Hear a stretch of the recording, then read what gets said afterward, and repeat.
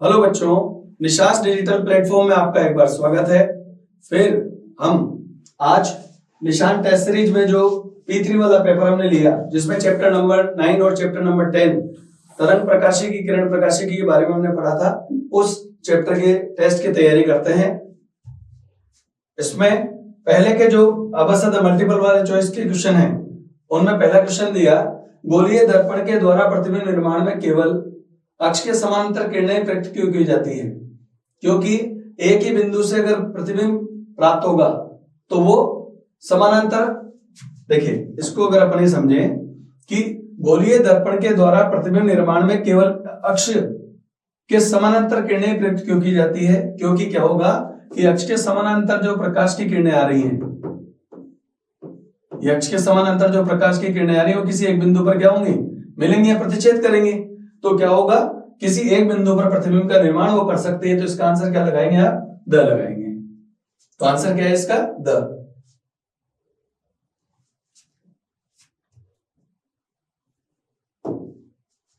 अगला क्वेश्चन है, जब प्रकाश हवा से कांच में प्रवेश करता है तो किस रंग के लिए विचलन कोण अधिकतम होता है? ध्यान रखिए, जब प्रकाश हवा से कांच में जाएगा तो उसकी तरंगदैर्घ्य क्या होती है? कम होती है। तरंगदैर्घ्य कम होना मतलब स्पेक्ट्रम में वैल्यू, जैसे विबग्योर अपन लिखते हैं, तो इधर की तरफ जाएंगे तो तरंगदैर्घ्य कम होगी। तो तरंगदैर्घ्य कम होने पर कौन सा रंग आ रहा है? वॉयलेट कलर आ रहा है। तो इसका आंसर क्या आएगा? बैंगनी आएगा। तो आंसर है इसका बैंगनी।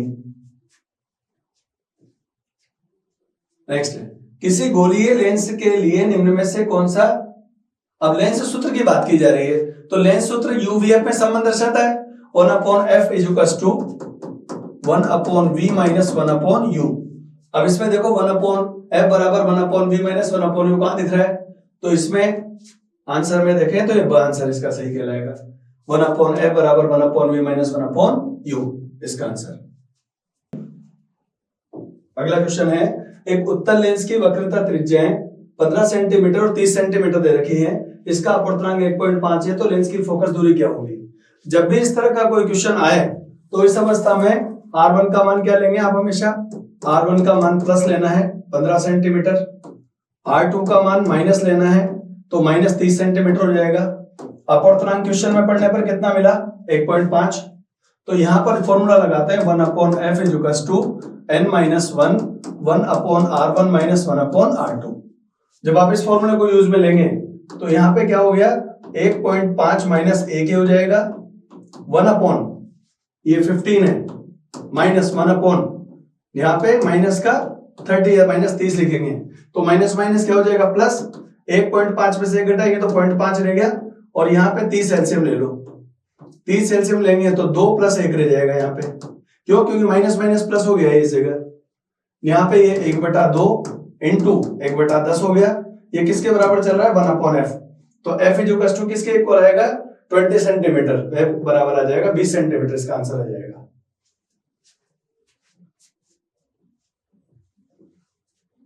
तो अब अगला क्वेश्चन देखते हैं। इसमें यहां पर हमने देखा कि एक सूक्ष्मदर्शी के अभिदृश्यक लेंस और नेत्र लेंस की फोकस दूरियां, मतलब पढ़ने पर पता लगा कि FO का मान ये दे रखा है और FE का मान दे रखा है ये, ठीक है। अभिदृश्यक लेंस से दूरी, अभिदृश्यक लेंस से वस्तु की दूरी UO दे रखी है 4.5 सेंटीमीटर। ये माइनस में ले सकते हैं बच्चे नियम से। जब आप इसमें लेंस सूत्र काम में लेंगे तो 1/FO बराबर 1/V0 - 1/U0। इससे FO की वैल्यू कितनी है हमारे पास में? 4 सेंटीमीटर। 1/V0 ये हो गया माइनस के 4.5। इसको सोल्व करेंगे तो V0 की वैल्यू आएगी 36 सेंटीमीटर। कितनी आएगी? 36 सेंटीमीटर। अब हमारे पास आवर्धन क्षमता का सूत्र होता है M बराबर -V0/U0 1 + D/FE। ये है इसका आंसर। तो यहां पर देखते हैं -V0 मतलब 36, U0 का मान माइनस के 4.5 लिख सकते हैं। यहां पे U0 का मान कितना था हमारे पास में? 4.5 सेंटीमीटर। 1 + D का मान 25 सेंटीमीटर लेते हैं, और FE का मान कितना लिया है यहां पर? FE का मान 8। अब इस क्वेश्चन के लिए पर्टिकुलर ये ध्यान दीजिएगा, इस क्वेश्चन के लिए यहाँ पर आपको यहाँ पर डी का मान 24 सेंटीमीटर मानना पड़ेगा, या फिर लगभग मान निकालो। या तो क्वेश्चन में देंगे आपको कि डी बराबर 24 सेंटीमीटर है, या फिर आप पॉइंट में अगर निकालते हैं तो ये लगभग 3 पॉइंट के आसपास आएगा, 3.1। तो इसको जब सोल्व करेंगे तो ये कितना हो गया, यहाँ पे जब इसको सोल्व करेंगे तो यहां पर ये वाली वैल्यू हो गई माइनस माइनस माइनस तो कट ही जाएगा, ये वाली वैल्यू हो गई, ये कितनी बार कट गया, 4 बार। ठीक है, यहां पर हमने देखा कि V नोट की वैल्यू 36, ये हमने लिख दिया। U नोट की वैल्यू हमारे पास 4.5 है, 1 प्लस डी बटा ये, इसको सोल्व करें तो ये कितनी बार कट रहा है, ये 8 बार कटेगा, और यहां आएगा 4। ठीक है, यहां पर जब सोल्व करेंगे तो 8 इंटू 4 कितना आएगा, 32। तो इसका आंसर 32 आना चाहिए। ये कितने बार कैंसिल करना है अपने को, यहाँ पे 36 डिवाइड बाय 4.1, 36 में 4.5 का भाग देंगे ना तो 8 बार काटना है इसको, 8 इंटू 4 करेंगे तो 32 आ जाएगा। इस सवाल में थोड़ा सा लॉजिक क्या लग रहा है, एक बार मैं दोबारा समझा दूं। सबसे पहले प्रश्न पढ़ा हमने, प्रश्न पढ़ने पर हमें क्या पता लगा, यहाँ पर FO का मान मिल गया, FO है, FE का मान मिल गया हमारे पास 8, और ये UO का मान मिल गया हमारे पास में 4.5 सेंटीमीटर। जब आप लेंस सूत्र काम में लेंगे किसके लिए, अभिदृश्यक के लिए, तो 1/f बराबर 1/v माइनस 1/u नोट। इसको सोल्व करने पर V नोट का मान 36 सेंटीमीटर आएगा। अब हम आवर्धन क्षमता का सूत्र काम में लेते हैं। अगर परिमाण काम में लोगे तो प्लस ले लेना यहाँ पे, और अगर माइनस लोगे तो माइनस माइनस बाद में क्या हो जाएगा, प्लस हो जाएगा। V नोट का मान 36, U नोट का मान 4.5, 1 प्लस D का मान, अब यहाँ पे इस क्वेश्चन में यहाँ जो वैल्यू है वो 8 है इसका मान, तो यहाँ D बराबर 24 लेना पड़ेगा आपको। तो अगर यहाँ पे 24 लेते हैं D का मान, सामान्यतः तो D बराबर 25 लेते हैं, पर इस क्वेश्चन में आपको मिलेगा भी सही D बराबर 24 होता है, तो ये 3 बार कैंसिल हो जाएगा, 3 प्लस 1 4 हो गया, और इसको गुणा करेंगे तो 8 इंटू 4 कितना हो जाएगा, 32 आंसर आ जाएगा इसका। और अगर ना दें तो भी आप इसको सोल्व करेंगे तो 25 में 8 का भाग देंगे तो 3.1 आता, 4.1 गुणा करेंगे तो लगभग 32 आंसर आएगा, वैसे भी 32 ही निकलेगा। तो 5वां क्वेश्चन ये सोल्व हो गया। पहले आपको करना क्या है, इसमें सबसे पहले आपको लगाना है क्या, लेंस सूत्र। लेंस सूत्र से V नोट का मान निकालोगे आप, V नोट आ गया, और m बराबर minus V naught upon U note 1 plus D upon FE। D का मान इस क्वेश्चन के लिए 24 सेंटीमीटर लगा देना, तो इजी हो जाएगा और 32 आंसर आ जाएगा इसका।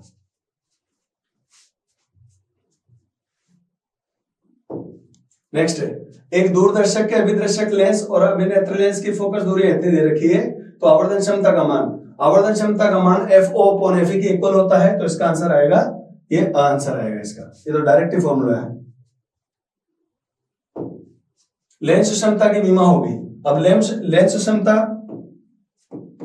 m इक्वल्स टू 1/f लेते हैं, फोकस दूरी को L1 में विमा सूत्र से दिखाएंगे, तो जब आप इसको सोल्व करेंगे तो L-1 हो जाएगा, तो इसका आंसर क्या आएगा, विमा के रूप में L-1, L की पावर -1 है मतलब। नेक्स्ट अगला क्वेश्चन, एक सूक्ष्मदर्शी में अभिदर्शक लेंस की फोकस दूरी और अभिनेत्र लेंस की फोकस दूरी से ज्यादा होती है कम होती है पूछा गया है। तो जब आप सूक्ष्मदर्शी का चित्र देखते हैं तो आंख के पास वाला बड़ा और वस्तु के पास वाला छोटा होता है, ठीक, तो इसको हम बोलते हैं FO और इसको बोलते हैं FE। तो किसका आकार बड़ा है, एक सूक्ष्मदर्शी में अभिदर्शक लेंस अभिनेत्र लेंस की तुलना में या फोकस दूरी किसकी ज्यादा होगी, तो इसके लिए अभिदर्शक लेंस का आकार कम है तो फोकस दूरी इसकी कम होती है, अभिनेत्र लेंस की फोकस दूरी से कम रहेगी, मतलब इसका मान कम रहेगा। ये आंसर है इसका। नेक्स्ट अगला क्वेश्चन है, 2.50 डायोप्टर और -3.75 डायोप्टर क्षमता के लिए एक संयुक्त लेंस बनाया गया है, तो इसके लिए फोकस दूरी का मान, तो पहले तो P equals to P1 plus P2 लगाओगे आप, इसका मान आ गया 2.5 और इसका मान आ गया -3.75। तो ये जब सोल्व करेंगे तो माइनस के 1.25 डायोप्टर आ गया, क्योंकि P बराबर क्या होता है, 1/f होता है, तो F बराबर क्या लिख सकते हैं, 1/P लिख सकते हैं। 1/P का मान कितना है, 1.25। अब ये मीटर में चल रहा है, सेंटीमीटर में बनाने के लिए किससे गुणा कर देंगे? 100 से। 100 में 1.25 का भाग कितनी बार जाएगा? 80 बार जाएगा। तो इसका आंसर अपन 80 लगा सकते हैं। तो इसका आंसर आएगा सर। अच्छा, ये माइनस में चल रहा है ना, ये वैल्यू किस में थी? माइनस में वैल्यू।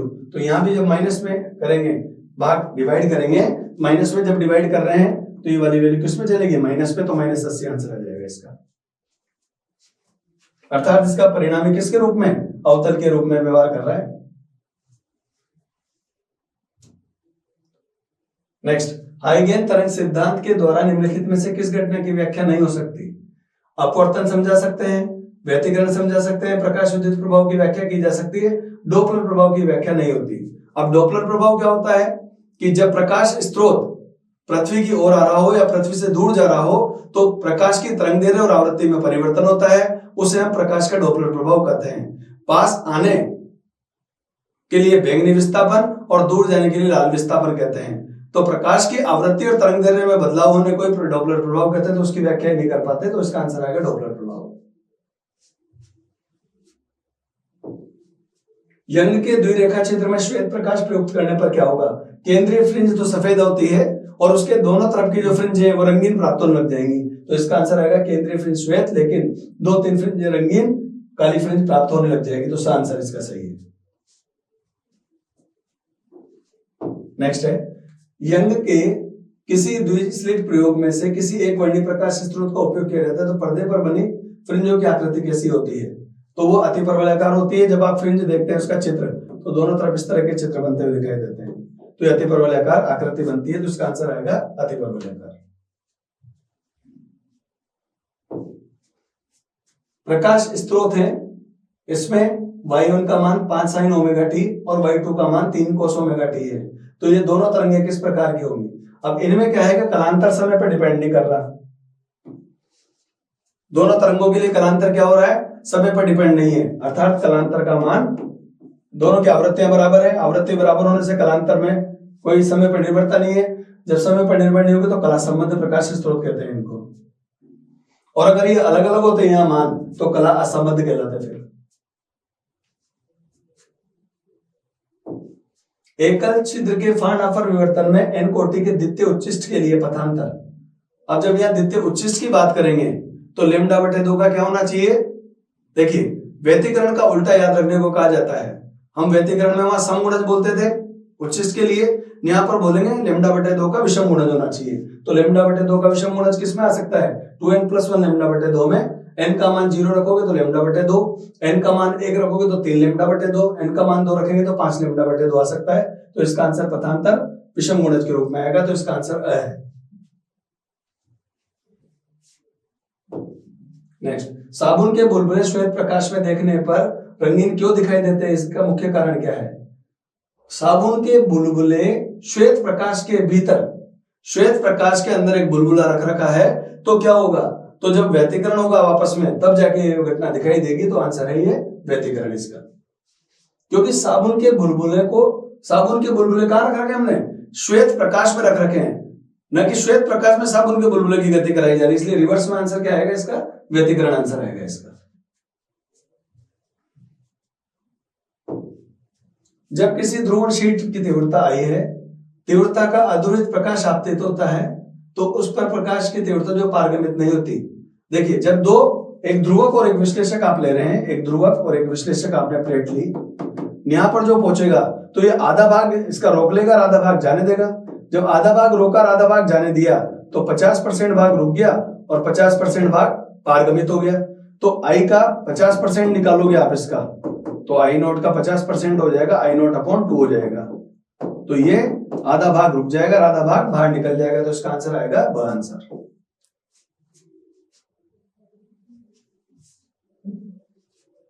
अगला क्वेश्चन है, रिक्त स्थानों की पूर्ति करनी है। इसमें प्रकाश का तरंग सिद्धांत किसने समझाया था? हाइगेन ने समझाया था। प्रकाश का तरंग सिद्धांत किन्होंने बताया था? हाइगेन का तरंग सिद्धांत अपन पढ़ते हैं। यदि द्विस्लिट प्रयोग को वायु के स्थान पर जल में किया जाए तो क्या होगा? जब इस प्रैक्टिकल को, यानी कि द्विस्लिट के प्रैक्टिकल को हमने जल में डुबो दिया था, तो जल के अपवर्तनांक का भाग चला जाता है, बीटा डैश बराबर बीटा अपॉन म्यू। तो पहले की तुलना में क्या होगा, जब म्यू का आप भाग देंगे अपवर्तनांक का, तो क्या होगा, पहले की तुलना में फ्रिंज चौड़ाई का मान घटेगा, बी डैश का मान पहले की तुलना में कम हो जाएगा, तो आंसर आएगा घटना। तो बीटा डैश का मान क्या हो जाएगा, बीटा की तुलना में कम हो जाएगा, तो इसका आंसर आएगा घटेगी। नेक्स्ट, यंग के द्वितीय प्रयोग में सोडियम प्रकाश के स्थान पर लाल प्रकाश का प्रयोग करने पर फ्रिंज चौड़ाई, तो क्या होगा, लाल प्रकाश आपने काम में लिया तो पहले तो क्या होगा, मान बढ़ता है और उसके बाद में क्या होगा, मान कम होने लग जाएगा। तो इसमें पूछा क्या था, यहाँ पे पहले तो बढ़ना लिखना है और बाद में फिर क्या होगा, घटेगी। ठीक है, तो फ्रिंज चौड़ाई की वैल्यू पहले बढ़ती है और फिर घटती है, ये फिल इन द ब्लैंक्स है।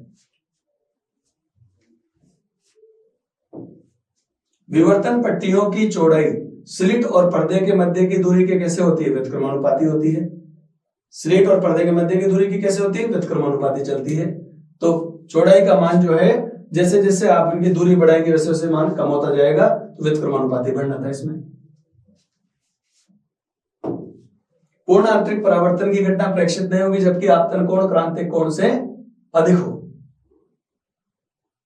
पूर्ण आंतरिक परावर्तन की घटना प्रेक्षित होगी, प्रेक्षित होने के लिए घटना कब होगा, जब आपतन कोण का मान क्रांतिक कोण से ज्यादा रखें तो होगी, और अगर उससे कम रखेंगे तो प्रकाश सघन माध्यम में वापस लौट के नहीं आएगा। तो इसमें पूछा गया है कि पूर्ण आंतरिक परावर्तन की घटना कब प्रेक्षित होती है, जबकि आपतन कोण का मान क्रांतिक कोण से कैसा रखा जाए, ज्यादा रखा जाए। तो ज्यादा रखना मतलब अधिक लिखना है यहाँ पे, अगर नहीं होती तो फिर कम आता, अगर यहाँ नहीं जुड़ा होता तो फिर कम बढ़ेंगे इसमें आंसर। अपवर्तनांक एन अपवर्तनांक लेंस को एन अपवर्तनांक वाले द्रव में डुबा जाए तो क्या होगा, जब समान अपवर्तनांक वाले कांच को समान अपवर्तनांक वाले द्रव में डुबो देते हैं तो वो अदृश्य हो जाता है, लुप्त हो जाता है। तो इसका आंसर होगा अदृश्य हो जाता है, क्योंकि दोनों माध्यमों का अपवर्तनांक क्या हो गया, सेम हो गया, तो एक दूसरे में मिले हुए नजर आएंगे, अलग नजर नहीं आएंगे। तो इसका आंसर क्या लिखेंगे, अदृश्य हो जाएगा। अगला है, एक लेंस में गोलीय विपतन यदि कुल विचलन दोनों सतहों पर समान रूप से वितरित होता है, तो गोलीय विपतन का मान कम रखेंगे तो दोनों विचलन पर समान रूप से माना जाएगा। तो इसमें आंसर आएगा न्यूनतम। गोलीय विपतन न्यूनतम रखा जाता है तो सतहों के द्वारा समान रूप से वितरण होगा। नेक्स्ट है, एक अवतल दर्पण की वक्रता त्रिज्या 24 सेंटीमीटर है, इसकी फोकस दूरी कितनी होगी।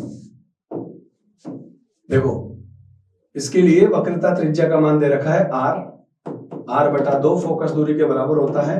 तो ये हो गया, अवतल दर्पण के लिए -24 होना चाहिए था, तो 2, तो फोकस दूरी का मान आंसर आएगा -12 सेंटीमीटर। तो यहां आपको लिखना है -12 सेंटीमीटर।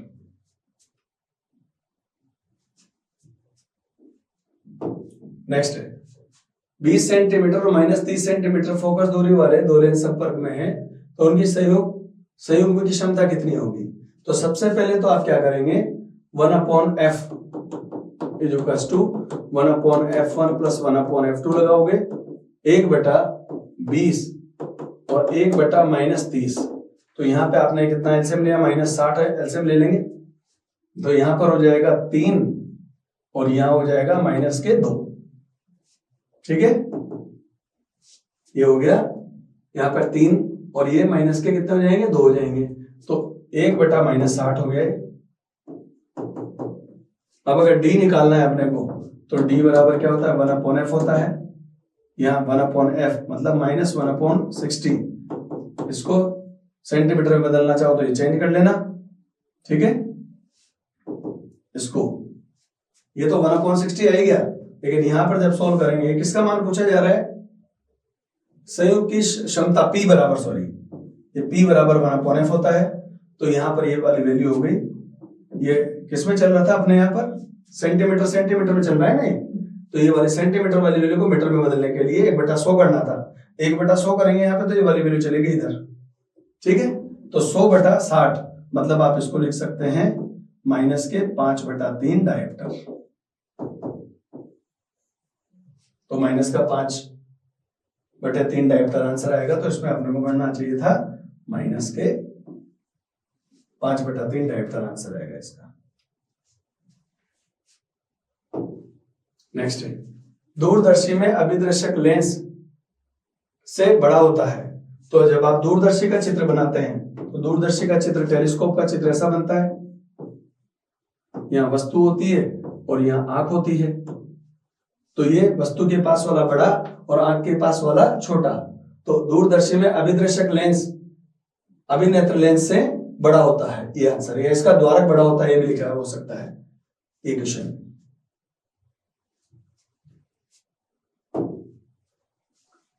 अगले क्वेश्चन के रूप में एक एक लाइन में आंसर देना है। समतल दर्पण की फोकस दूरी नोट्स में लिखा हुआ है अनंत होती है।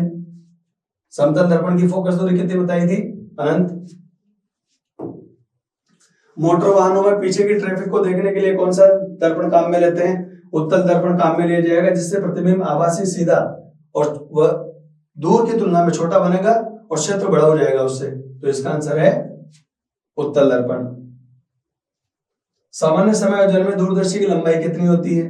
दूरदर्शी की लंबाई होती है, दोनों की फोकस दूरी को जोड़ दो तो अभिदर्शक लेंस की फोकस दूरी और अभिनेत्र लेंस की फोकस दूरियों का योग जो है वो पाइप की लंबाई के बराबर या दूरदर्शी की लंबाई के बराबर प्राप्त हो जाएगा। तो इसका आंसर है ये FO + FE। नेक्स्ट क्वेश्चन है, यदि एकल स्लिट विवर्तन के प्रयोग में स्लिट की चौड़ाई को दुगना कर दें तो केंद्रीय उच्चिष्ट पर क्या प्रभाव पड़ेगा? यदि स्लिट की चौड़ाई a मान के चल रहे हैं और अगर उसको दुगना कर दे तो केंद्रीय उच्चिष्ट की चौड़ाई को λ/a के रूप में लेते हैं। तो λ/a, जब इसको आप दुगना कर रहे हो तो ये आधी हो जाएगी पहले की तुलना में, और तीव्रता इसके 4 गुना हो जाएगी। ठीक है, पहले के क्षेत्रफल में 1/4 भाग रह जाएगा। क्षेत्रफल पहले की तुलना में कितना रह गया? 1/4 रह जाएगा। विवर्तन की घटना ध्वनि तरंगों में सामान्यतः देखी जाती है, परंतु प्रकाश तरंगों में क्यों नहीं? रीजन क्या बताया गया है कि सामान्यतः ध्वनि तरंगे जो होती है वो मीटर कोटि की होती है और हमारे आसपास के जो द्वारक और अवरोधक है, मतलब दरवाजे खिड़कियां वगैरह है, वो भी मीटर कोटि के होते हैं। तो ध्वनि तरंगों का विवर्तन तो मतलब मुड़ना वो तो सामान्यतः दिखाई देगा, लेकिन प्रकाश तरंगों की जो तरंग दैर्ध्य है 10⁻⁷ में चलेगी मीटर में। और हमारे जो दरवाजे और खिड़कियां हैं जिन्हें हम द्वारक और अवरोधक कहते हैं उनकी रेंज रहेगी मीटर में। तो प्रकाश का विवर्तन उत्पन्न करने के लिए विशेष कोटि के द्वारक और अवरोधक लाने पड़ेंगे। तो ध्वनि तरंगों का विवर्तन तो सामान्यतः प्रेक्षित हो जाता है क्योंकि उनकी कोटि तरंग दैर्ध्य के समान होती है, लेकिन प्रकाश तरंगों के लिए तरंग दैर्ध्य और द्वारक और उनकी कोटि रेंज अलग होती है, इसलिए विशेष परिस्थितियों में क्या होता है? प्रकाश तरंगों का विवर्तन होता है। ठीक है, ये इसका आंसर है।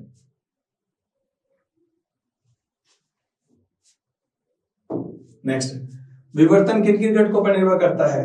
द्वारक के आकार पर और प्रकाश की तरंग दैर्ध्य पर निर्भर करता है। नेक्स्ट है, कलांतर और पथांतर में संबंध पूछा है। पथांतर किस रूप में लिखेंगे? तो आप इसका सूत्र phi = kx पढ़ते आए हो, इसको बोलते हैं कलांतर। यहाँ पे k को 2π/λ लिखते हैं और इसको बोलते हैं पथांतर। ठीक है, तो पथांतर बराबर आप x बराबर लिखना चाहो तो λ/2 × phi लिख सकते हो। तो ये इसका आंसर हो गया।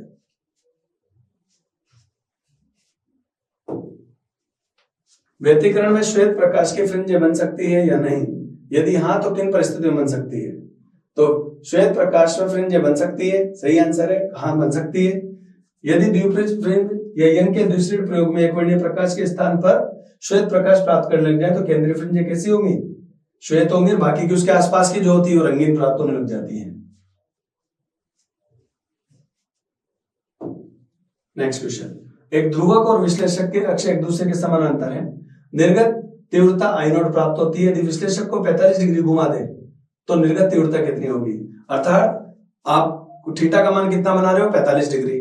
तो मेलस का नियम पढ़ा था I = I0 cos² थीटा। यहाँ पे थीटा का मान 45 है, I0 cos 45 का मान 1/√2 होता है। 1/√2 का स्क्वायर करोगे तो क्या हो जाएगा? पहले की तुलना का आधा हो जाएगा, तो I0/2 लिख सकते हो। ये I = अर्थात जो पहले का मान है शिखर मान धारा का, उसका क्या हो जाएगा? सॉरी, प्रकाश की तीव्रता का क्या हो जाएगा? यहाँ पे मान I0 आधा हो जाएगा। ठीक है, क्यों? क्योंकि cos 45 का मान 1/√2, 1/√2 का स्क्वायर करोगे तो 1/2 हो जाएगा, तो प्रकाश की तीव्रता का मान I0 का आधा हो जाएगा। ये आंसर है इसका। नेक्स्ट, तरंगाग्र कितने प्रकार के होते हैं? इनकी व्याख्या करनी है। अब तरंगाग्र किसे कहते हैं? प्रकाश के कण जो समान कला में कंपन कर रहे हो, समान कला में कंपन करने वाले प्रकाश के कणों का बिंदुपथ तरंगाग्र कहलाता है। तरंगाग्र 3 प्रकार के बताए थे। गोलीय तरंगाग्र, जब प्रकाश स्रोत बिंदुवत होगा, ठीक है। एक होता है बेलनाकार तरंगाग्र, जब प्रकाश स्रोत रेखीय या छड़नुमा होगा। और अगर बिंदुवत और रेखीय दोनों प्रकाश स्रोत काम आते हैं तो समतल पट्टिकाओं के रूप में समतल तरंगाग्र प्राप्त होता है। तो क्या बताया इसमें, समान कला में कंपन करने वाले प्रकाश के कणों का बिंदुपथ क्या कहलाएगा, तरंगाग्र कहलाएगा। 3 प्रकार का, गोलीय तरंगाग्र, बेलनाकार तरंगाग्र और समतल तरंगाग्र। अगर प्रकाश स्रोत बिंदुवत है, मतलब छोटा सा एलईडी बल्ब है, तो उसके चारों ओर प्रकाश इस तरह से गोले के रूप में दिखाई देगा। तो बिंदुवत प्रकाश स्रोत के द्वारा बनने वाले तरंगाग्र को गोलीय तरंगाग्र कहते हैं। इसके लिए तीव्रता का मान r के, मतलब यहां से यहां तक की दूरी r है, तीव्रता का मान दूरी के वर्ग के व्युत्क्रमानुपाती होता है। अर्थात जैसे जैसे आप इस स्रोत से दूर जाते जाएंगे वैसे वैसे तीव्रता का मान कम होता जाएगा। तो पहला प्रकार हुआ गोलीय तरंगाग्र। दूसरा तरंगाग्र हुआ बेलनाकार तरंगाग्र। जब प्रकाश स्रोत रेखीय छड़नुमा हो, जैसे एक ट्यूबलाइट, गोल ट्यूबलाइट आपने यहाँ रख दी, तो इस गोल ट्यूबलाइट के चारों ओर प्रकाश से चलेगा, इसको हम बेलनाकार तरंगाग्र कहते हैं। तो क्या बताया गया, रेखीय छड़नुमा प्रकाश स्रोत से बनने वाले तरंगाग्र को क्या कहते हैं, बेलनाकार तरंगाग्र। और इसके लिए तीव्रता का मान दूरी के व्युत्क्रमानुपाती होता है। अर्थात जैसे जैसे इससे दूर जाओगे वैसे वैसे तीव्रता का मान कम होगा। समतल तरंगाग्र, जब बिंदुवत प्रकाश स्रोत, मतलब एक छोटा एलईडी बल्ब और एक ट्यूबलाइट, दोनों आपने काम में ली, बिंदुवत प्रकाश स्रोत और रेखीय प्रकाश स्रोत काम में लेते हैं, तो इससे निकलने वाला प्रकाश समतल तरंगाग्र या पट्टिकाओं के रूप में बनता है। ऐसे ये जो बन रहा है, तो इनको हम बोलते हैं समतल तरंगाग्र। ये वाली चीज, ये इसकी व्याख्या है। अब इन पट्टिकाओं को आप ऐसे बना सकते हो, ये पट्टिकाएं समतल पट्टिकाएं, ये समतल पट्टिकाओं के रूप में प्रकाश बनता हुआ दिखाई देता है। ये है इसका, ये सूत्र होता है परिणामी तरंग समीकरण का, y बराबर sin omega t minus kx। अगला क्वेश्चन है, पोलेराइड बनाने की विधि तथा मेलस का नियम बताना है। पोलेराइड बनाने के लिए क्या करते हैं, नाइट्रोसेलुलोज की एक पतली परत बारीक चूर्ण के रूप में फैला देते हैं, ठीक है। और बारीक चूर्ण के रूप में फैलाने के बाद में कांच की 2 प्लेटें लेंगे, कांच की दोनों प्लेटों के बीच में उनको जमा देंगे। थोड़ी देर बाद उसको ठंडा करके जब कांच की प्लेटों को हटाते हैं तो एक काले रंग की बारीक सी शीट बनती है, उसको हम बोलते हैं क्या है, पोलेराइड। तो नाइट्रोसेलुलोज की पतली परत पर हरपेताइट या कुनेन के हाइड्रोसल्फेट को बारीक चूर्ण के रूप में फैला देते हैं, कांच की 2 प्लेटों के बीच में रखकर सुखा देंगे और हटा लेने पर काले रंग की जो पतली फिल्म बनती है उसे पोलेराइड फिल्म कहते हैं या पोलेराइड कहते हैं। मेलस का नियम पूछा था, जब ध्रुवक और विश्लेषक 2 पोलेराइड काम आ रहे हो तो इसके लिए तीव्रता का मान कोज्या मतलब कोस थीटा के वर्ग के समानुपाती होता है। जब आप समानुपाती चिन्ह हटाओगे, यहाँ पे तीव्रता का मान कोज्या के वर्ग के समानुपाती है, अर्थात I समानुपाती कोस थीटा का स्क्वायर है। जब समानुपाती चिन्ह हटाए तो I नोट लगाएंगे, इसको बोलते हैं तीव्रता का अधिकतम मान। और I क्या है, निर्गत ध्रुवित प्रकाश की तीव्रता। और ये भी मैंने आपको रेगुलर क्लास में पढ़ाते समय बताया है कि जब आप कोस थीटा या साइन थीटा देखो तो उसके आगे लिखा हुआ पद अधिकतम मान कहलाता है। ये तो ये I नोट क्या है, तीव्रता का अधिकतम मान कहलाएगा। यहाँ पे इसकी 2 स्थितियां हो सकती है, जब ध्रुवक और विश्लेषक समानांतर हो, अर्थात कोण 0 डिग्री हो, तो cos 0 का मान 1 हो जाता है। cos 0 का मान 1 हो जाएगा तो I बराबर I नोट 1 का स्क्वायर, वापस अधिकतम मान। जब लंबवत व्यवस्था होगी तो cos नब्बे का मान 0 हो जाएगा, तो 0 से गुणा हो गया पूरा पद क्या हो जाएगा, 0, मतलब इसे न्यूनतम कहते हैं। ये समानांतर स्थिति और लंबवत स्थिति है। नेक्स्ट, 2 चमकीली फ्रिंजों के लिए फ्रिंज चौड़ाई निकाल ली है। इसको जब हम चित्र देखते हैं तो यहां से विवर्तन प्रतिरूप की वजह से, ये कलसिट फाना परिवर्तन प्रतिरूप अपन ले रहे हैं, तो यहां से जो प्रकाश है वो यहां पर मिल रहा है इस जगह पथांतर की वजह से। तो यहां पर जब अपन देखते हैं तो केंद्र पर चमकीली फ्रिंज प्राप्त होती है, फिर दोनों तरफ काली फ्रिंज प्राप्त होती है, फिर चमकीली फ्रिंज प्राप्त होती है।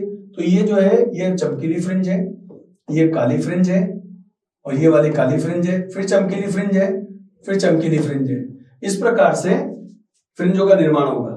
जब हम यहाँ पे फ्रिंज चौड़ाई देखते हैं तो केंद्र से विस्थापन देखते हैं, तो केंद्र से विस्थापन एक n+1 वाली है और एक इससे नीचे फ्रिंज है n। इन दोनों का अंतर कहलाता है बीटा।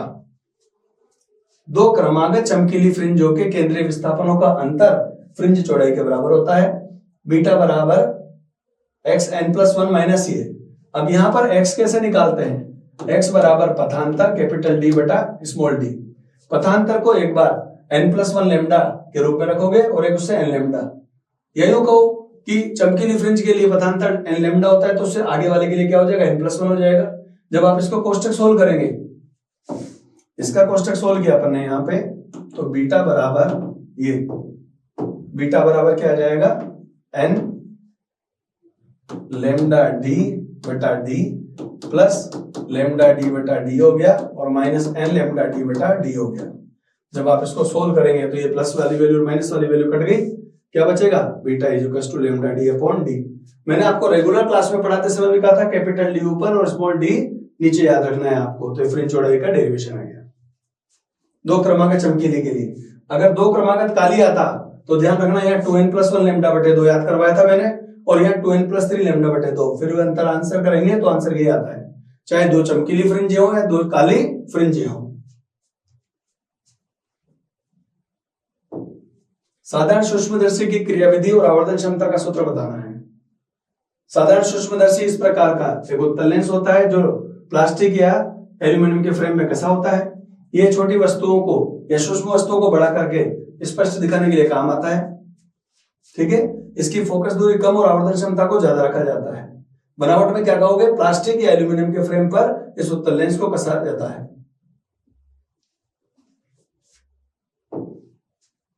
ये चित्र देखें, ये कंडीशन क्या होती है कि जब किसी उत्तल लेंस के प्रकाश केंद्र और फोकस के मध्य वस्तु को रखते हैं तो इससे बनने वाला प्रतिबिंब आभासी सीधा वस्तु की तुलना में बड़ा बनता है, a डैश b डैश। ये उत्तल लेंस है।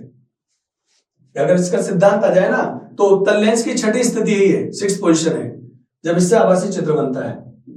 तो यह मुख्य अक्ष के समांतर फोकस है और प्रकाश केंद्र से सीधे चला जाएंगे तो आभासी रूप से a डैश b डैश बनेगा। आवर्धन क्षमता का जब डेरिवेशन करते हैं तो आवर्धन क्षमता क्या होती है? सूक्ष्मदर्शी की सहायता से या उसकी हेल्प से छोटी वस्तुओं को बड़ा करके स्पष्ट देखने की क्षमता को क्या कहते हैं? आवर्धन क्षमता। m बराबर 10 बीटा अपॉन 10 अल्फा अंतिम प्रतिबिंब के लिए दर्शन कोण और स्पष्ट देखने की न्यूनतम अवस्था में दर्शन कोण का अनुपात कहलाता है। 10 अल्फा का मान ab अपॉन माइनस डी आएगा। यहां से अल्फा डी याद करो और बीटा यू याद कर लो। तो दो बार tan थीटा लगाएंगे तो इससे एक बार तो tan अल्फा आ जाएगा इस वाले चित्र से, ab upon minus D. tan beta इस वाले चित्र से आएगा, ab अपॉन माइनस यू। जब इनका अनुपात निकालोगे tan beta upon tan alpha तो m बराबर d अपॉन यू आ जाएगा। ठीक है, d अपॉन यू वाले स्टेप को हटाने के लिए लेंस सूत्र काम में लो। लेंस सूत्र में u बराबर माइनस यू रखना होता है, v बराबर माइनस डी रखोगे और u बराबर यहाँ पे u बराबर माइनस यू, u बराबर माइनस यू आ गया, v बराबर माइनस डी रखना है, f बराबर f रख देना है। जब आप इसमें मान रखेंगे लेंस सूत्र में तो ये वाली वैल्यू यहां तक पहुंचेगी 1 upon f minus 1 upon d minus 1 upon u। दोनों पक्षों को d से गुणा कर दो ऊपर, बाएं पक्ष और दाएं पक्ष को, तो d upon f minus d upon d, d upon u हो गया। d अपॉन u की वैल्यू यहां से निकाली हमने तो d अपॉन u मिल गया हमारे पास इतना। d अपॉन u बराबर 1 प्लस d बटा f आ गया। तो m बराबर d अपॉन u होता है, d अपॉन u का मान रख दिया यहाँ पे, मान रखने पर m बराबर 1 प्लस d बटा f। यहाँ d को क्या कहते हैं? स्पष्ट देखने की न्यूनतम दूरी 25 सेंटीमीटर और f को बोलते हैं फोकस दूरी। यदि प्रतिबिंब अनंत पर बने तो जो लेंस सूत्र हम काम में ले रहे थे उसमें u बराबर माइनस यू रखना, f बराबर f रखोगे, v की जगह क्या रख दोगे? अनंत। तो लेंस सूत्र में v बराबर अनंत रख दिया तो एक बटा अनंत 0 हो जाता है। यहाँ पे दोनों पक्षों में किससे गुणा कर दोगे? d से। यहाँ भी d से गुणा कर दो, यहाँ भी d से गुणा कर दो, तो d अपॉन u बराबर क्या आ गया? d upon f। तो जब प्रतिबिंब अनंत पर बनता हो उस अवस्था में डायरेक्ट फॉर्मूला m बराबर d अपॉन f आ जाएगा। अर्थात आवर्धन क्षमता का मान फोकस दूरी के व्युत्क्रमानुपाती होता है। जिसकी फोकस दूरी ज्यादा उसका आवर्धन कम, जिसकी फोकस दूरी कम उसका आवर्धन ज्यादा होगा। ये रेगुलर क्लास में पढ़ा भी रखा है आपको। साधारण सूक्ष्मदर्शी के लिए आवर्धन क्षमता। नवा क्वेश्चन, प्रकाश तंतु को चित्र से समझाएं, इसके लिए उपयोग में लिखने हैं। प्रकाश तंतु एक कांच या प्लास्टिक की बनी हुई एक बेलनाकार संरचना है। ये इसके अंदर ये तो प्लास्टिक कोटेड है, इसमें क्या होता है कोडिंग करते हैं, चमकदार पदार्थ की लेप करना कोडिंग कहलाता है। और यहाँ पर ये प्रकाश यहाँ से जाएगा और इसमें प्रकाश पूर्णांतरिक परावर्तन की वजह से इधर दूसरी तरफ निकल जाएगा। ठीक है, इसको जो लेप करते हैं ना चमकदार पॉलिश कर रहे हैं, इसको कोडिंग या आच्छादन कहते हैं अपन। ठीक है, ये प्लास्टिक का आवरण है और ये क्रोड है। क्रोड मतलब मजबूती प्रदान करने के लिए, और इसमें से यहाँ पे प्रकाश का इधर आना और इधर से निकलना। तो ये पूर्णांतरिक परावर्तन की घटना पर आधारित उपकरण है। यह उच्च गुणवत्ता के कारण कांच या क्वार्ट्ज के तंतुओं से मिलकर बनाया जाता है। प्रत्येक तंतु में एक क्रोड होती है। प्रकाश तंतु के आंतरिक सिरे पर कम अपवर्तनांक वाले पदार्थ अर्थात सिलिका का लेप करना है क्लेंडिंग या आच्छादन कहलाता है। ये जो है ये वाली पॉलिश करना क्या कहलाएगा? क्लेंडिंग या आच्छादन कहलाता है। ये इसका किरण चित्र है। यहां से प्रकाश जाएगा निर्गत निवेशी प्रकाश और इधर पूर्णांतरिक परावर्तन के द्वारा निर्गत प्रकाश। इसका उपयोग शरीर की आंतरिक संरचना में, जैसे पेट के अंदर की संरचना देखनी हो या मुंह में कोई छाले वगैरह हो रहे हो तो चिकित्सा क्षेत्र में, और जो फाइबर केबल होती है, जैसे आप अलग अलग फाइबर केबल काम में लेते हैं, कोई एयरटेल, कोई जियो, कोई बीएसएनएल, उनकी फाइबर केबल जो जारी होती है उसमें भी हम प्रकाश तंतु को काम में लेते हैं। तो चिकित्सा क्षेत्र में भी काम आएगी, दूर संचार मतलब केबल संचार में भी काम आती है। नेक्स्ट, विवर्तन एवं व्यतिकरण में कोई अंतर बताओ। व्यतिकरण क्या है? दो अलग अलग स्तरों से तरंगों के रूप में परिभाषित होता है। बाद में संपोषी विनाशी व्यतिकरण दो प्रकार के होते हैं। इसमें तीव्रता का अधिकतम और न्यूनतम तीव्रता प्राप्त होती रहती है। विवर्तन को द्वितीयक तरंगे कहते हैं, जो एक ही तरंग के विभिन्न भागों से निकलती है। और विवर्तन में क्या बताया जाता है? प्रकाश का तीक्ष्ण किनारों से मुड़ना विवर्तन कहलाता है, जबकि दो समान आवृत्ति की तरंगें एक ही दिशा में चलती हुई मिले तो उसे व्यतिकरण कहते हैं। ठीक, इसमें विवर्तन में फ्रिंजों की चौड़ाई समान नहीं होती, केंद्र पर तो ज्यादा रहेगी। विवर्तन प्रतिरूप देखें तो केंद्र पर तो इसकी चौड़ाई ज्यादा होती है, धीरे धीरे इसके मान कम होता जाता है विवर्तन प्रतिरूप का। जबकि व्यतिकरण की बात करें तो व्यतिकरण में हमने प्रतिरूप देखा था इस तरह से, जहां रिजल्ट अधिकतम मिलता हो संपोषी व्यतिकरण है और जहां न्यूनतम मिले उसे विनाशी व्यतिकरण कहते हैं। ये ऐसा चित्र चलता रहेगा आगे, मतलब इसके ग्राफ की ऊंचाई बराबर चलेगी और इसमें ग्राफ की ऊंचाई धीरे धीरे कम होने लगेगी। तो फ्रिंज चौड़ाई बराबर रहेगी और इसमें फ्रिंज चौड़ाई का मान धीरे धीरे केंद्र से दूर जाने पर कम होता जाता है।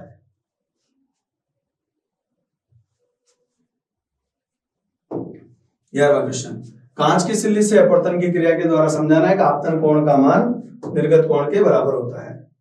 इसमें कांच की सिल्ली एबीसीडी लेंगे, इस पर पीक्यू एक प्रकाश की किरण आएगी जो अपवर्तित किरण क्यूआर के रूप में, फिर बाद में निर्गत किरण आरएस के रूप में प्राप्त होगी।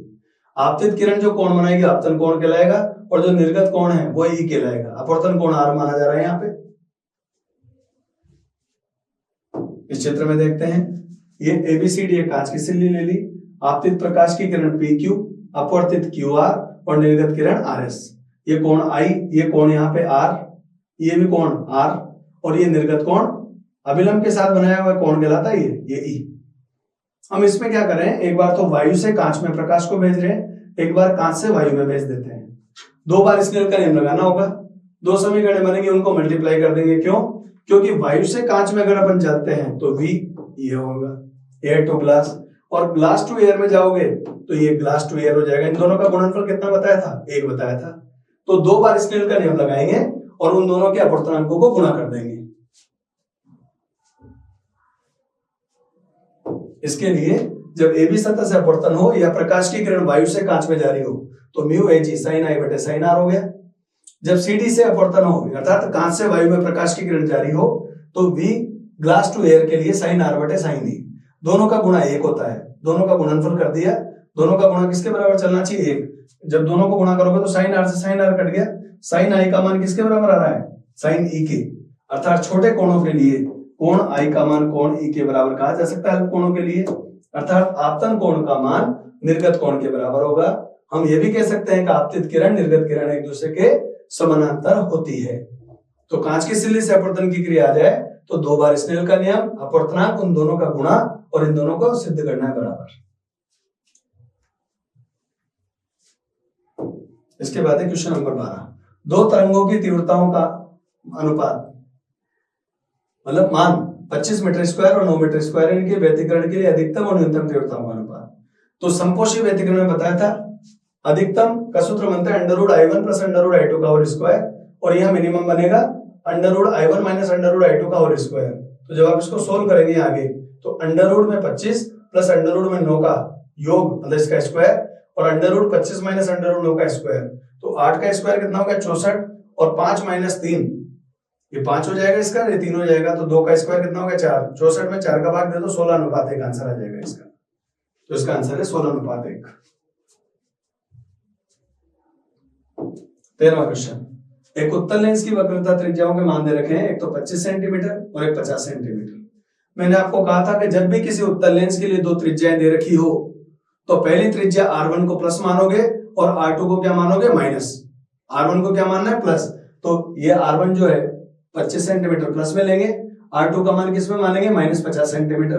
अपवर्तनांक कितना दे रखा है 1.5, तो फोकस दूरी का मान पूछा है। तो ये वाला लेंस मेकर सूत्र है, लेंस निर्माण सूत्र 1/f बराबर है -1 1/R1 - 1/R2। ये वाला फॉर्मूला काम में लेंगे अपन। यहाँ पे n का मान 1.5 रखा, 1.5 - 1/R1 - 1/R2। अब माइनस माइनस क्या हो जाएगा यहाँ प्लस हो जाएगा, क्योंकि R2 का मान किस में लेना है अपने को माइनस में लेना है, तो माइनस माइनस क्या हो जाएगा प्लस। अब यहाँ 50 एलसीएम ले लेते हैं अपन, 50 एलसीएम लिया तो 2 + 1 यहाँ रह गया, 1.5 में से 1 घटाओगे तो 0.5 मतलब 1/2 रह गया यहाँ पे। ये हो गया 1/2 गुणा 3/50, तो 1.5/50 हो गया, f बराबर 50/1.5 33.3 सेंटीमीटर आ जाएगा इसका आंसर। ये 1/f आता है पहले, फिर जब आप इसको रिवर्स करोगे घुमाओगे तब जाके f बनेगा। ठीक है, ये आंसर हो गया इसका। 13वां क्वेश्चन है, किसी दूरबीन के अभिदर्शक लेंस की फोकस दूरी 144 सेंटीमीटर, नेत्रिका की फोकस दूरी मतलब ये जो दे रखा है FO है और ये FE है, आइस मतलब नेत्रिका के लिए। तो दूरबीन की आवर्धन क्षमता ज्ञात की नहीं है और अभिदर्शक तथा नेत्रिका के बीच पृथक्करण दूरी क्या होगी। सबसे पहली बात है अभिदर्शक FO और FE लिख दिया अपन ने। आवर्धन क्षमता का सूत्र m बराबर -FO/FE होता है, -144/6 कर दो, ठीक है, -24 आंसर आ गया। लेंसों के बीच की दूरी, दोनों कांचों के बीच की दूरी मतलब दोनों जो लेंस है उनके बीच की दूरी पूछी गई है, तो FO + FE 144 में 6 जोड़ दो 150 सेंटीमीटर इसका आंसर आ जाएगा। नलिका की लंबाई भी कह सकते हो आप इसको, नलिका की लंबाई।